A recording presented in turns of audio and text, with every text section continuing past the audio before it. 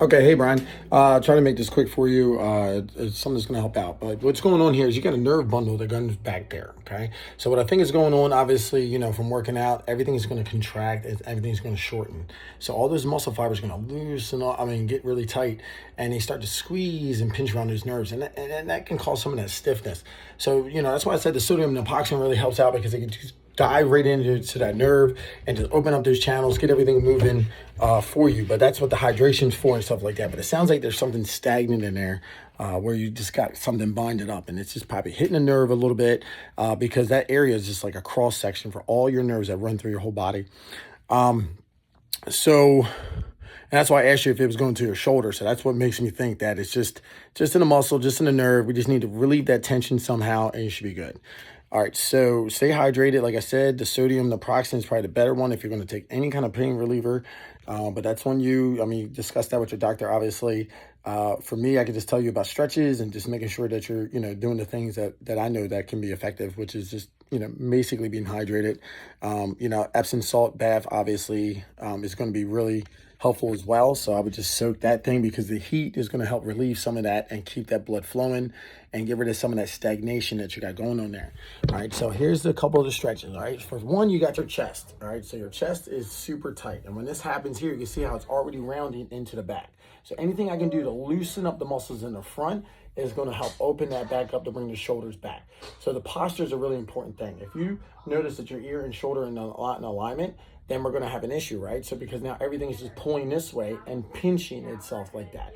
So we need to open that back up, okay? So the chest is the first thing that I would address. And this is the muscle right here that you kind of want to loosen up because it pulls our shoulder in like that and creates that issue. So we need that to open back up. So loosening this muscle is going to be best. Here you can grab a wall and you can turn into it like this, okay? So anything I can do to hold on to this arm like this on some kind of a surface and then turn my body without the arm, I'm going to loosen up that chest a little bit. And you can do this from different planes, down here, right here in the middle, and one even higher, okay?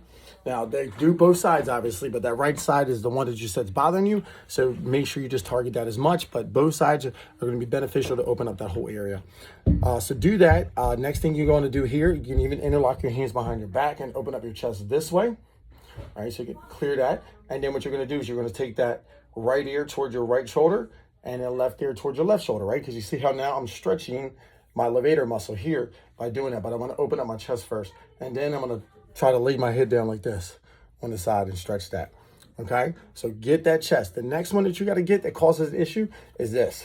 It's your lat muscle. So if you have trouble just doing this right here and keeping your ear in alignment, like if you feel like you have to do that, then your lats are probably a big issue right now. So even just doing this stretch with a side bend, getting that loose is going to be really helpful. Other things you want to do here is turn your hands over like this, okay? And then you're going to hang on something. Grab a bar and then drag yourself back off of it to stretch this from here. So it's basically pulling you that way. I'm going to hold on to something and then I'm going to let my body sit down and drag and open this up right here, okay? Both sides is going to be effective with that one. So even just a simple child pose, anything like that. But if you turn, you get a little bit deeper into that muscle.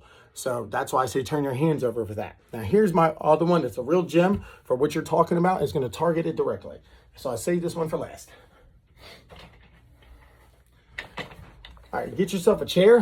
You want to sit into the chair. And if it's on the right side here, you're going to take your right arm and grab your right above your left ankle.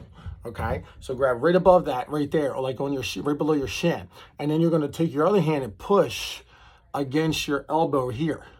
Okay, so you see how like now I'm pulling down on that right here in that area where that causes that problem.